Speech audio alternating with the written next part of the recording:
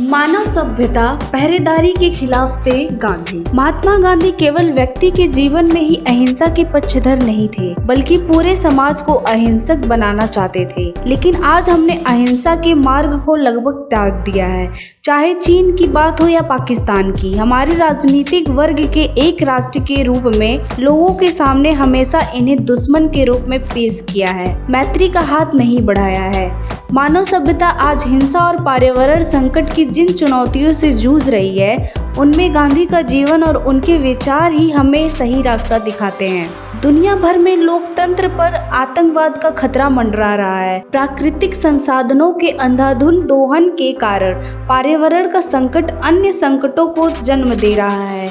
यही नहीं, बेरोजगारी की समस्या भी एक बड़ी चुनौती है। इन तमाम संकटों के बीच फंसी मानव जाति के लिए गांधी पथ प्रदर्शक की तरह है। यही वजह है कि दुनिया भर में आज गांधी को याद किया जाता है और कहा जाता है कि गांधी के जीवन मूल्यों और उनके विचारों को याद रखना होगा। आज कोई भी भारतीय विदेशों में जाता है तो गांधी के बगैर उसका कोई वजन नहीं है। हमारे देश के राजनेता विदेशों में जाकर अक्सर गांधी का नाम लेते हैं, लेकिन अपने देश में गांधी के विचारों का सम्मान नहीं करते। साबरमती आश्रम की शक्ल बदल देना क्या बताता है? साफ है कि वे गांधी को मिटा देना चाहते हैं। गांधी जी का संपूर्ण जीवन सादगीपूर्ण था। उन्हें पहरेदारों की निगरानी पसंद नहीं थी। उनका मानना था कि कोई मुझसे मिलने आए और मैं उससे ना मिलूं, ये हो ही नहीं सकता, चाहे वह दुश्मन ही क्यों ना हो। वह मारे भी इसीलिए गए कि उन्होंने किसी तरह की हिंसक सुरक्षा लेने से इनकार कर दिया था। तत्कालीन सरकार ने उनकी सुरक्षा के लिए पहरेदार रखने का प्रस्ताव दिया था, जिसे उन्होंने ठुकरा दिया था। अब साबरमती आश्रम को पर्यटन स्थल बनाने की कवायद चल रही है, जिसमें पुलिस का पहरा रहेगा और बिना अनुमति के किसी को प्रवेश की अनुमति नहीं होगी, या अनुमति होगी भी तो लोगों से उसके लिए शुल्क वसूला जाएगा। ये तो गांधी के विचारों के बिल्कुल विपरीत है। मेरा मानना है कि सभी ऐतिहासिक जगह पर्यटन स्थल नहीं बन सकती। कुछ श्रद्धा स्थल होते हैं, उन्हें श्रद्धा स्थल के रूप में ही रहने देना चाहिए, जहां जाकर लोग कुछ नए मूल्यों की प्रेरणा पाएं। जलवायु परिवर्तन और पर्यावरण संकट के मौजूदा दौर में तो गांधी के विचार और भी प्रासंगिक हो उठे हैं। उन्होंने कहा था कि पृथ्वी के पास सभी की जरूरतें पूरी करने के लिए पर्याप्त संसाधन है, लेकिन हर किसी की लालच के लिए नहीं। आज दुनिया भर के पर्यावरणीय आंदोलनों में इसे दोहराया जाता है। पर्यावरण के बारे में आज हम जितना सोचते हैं, उससे ज्यादा अहिंसक समाज की उनकी कल्पना में, उनके ग्राम स्वराज की कोशिश में पर्यावरण के संरक्षण का भाव निहित है। गांधी जी का स्वदेशी का विचार प्रकृति के खिलाफ आक्रामक हुए बिना स्थानीय रूप से उपलब्ध संसाधनों के उपयोग की बात करता है। उन्होंने कृषि और कुटीर उद्योगों पर आधारित एक ग्रामीण सामाजिक व्यवस्था का आह्वान किया। वह हाथ से काटे, हाथ से बुने खादी के कपड़े ही बात करते थे, क्योंकि वह पर्यावरण के लिहाज से सही था।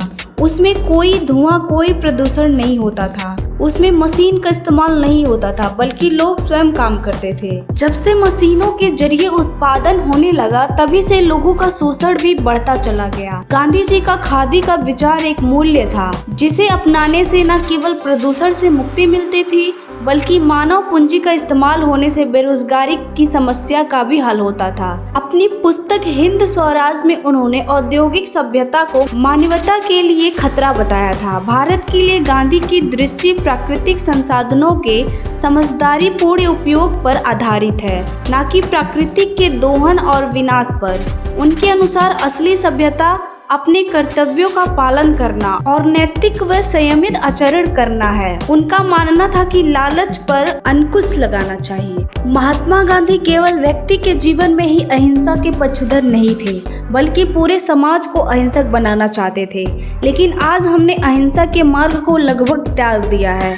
चाहे चीन की बात हो या पाकिस्तान की, हमारे राजनीतिक वर्ग ने एक राष्ट्र के रूप में लोगों के सामने हमेशा इन्हें दुश्मन के रूप में पेश किया है, मैत्री का हाथ नहीं बढ़ाया है। और अब तो अपने देश में भी राजनेता चीन और पाकिस्तान का डर दिखाकर वोट मांगते हैं और नागरिकों के जीवन से संबंधित महत्वपूर्ण मुद्दों की उपेक्षा करते हैं। गांधी जी सर्वधर्म समभाव में विश्वास करते थे। एक समुदाय को दूसरे समुदाय से अलग करने की राजनीति सांप्रदायिक सोच है और हर सांप्रदायिक सोच हिंसक होती है। गांधी जी की नई तालीम की व्यवस्था में प्रारंभिक शिक्षा के दौर में ही इसकी पहचान की जाती है कि कोई बच्चा किस कार्य के योग्य है और उसी के अनुसार उच्च शिक्षा दी जाती है। उसमें जीवन, समाज, प्रकृति से जुड़े विषयों की पढ़ाई होती है। उसके बाद छात्रों की रुचि एवं प्रतिभा के अनुसार उच्च शिक्षा देने की बात है, पर उसे किसी भी सरकार ने स्वीकार नहीं किया।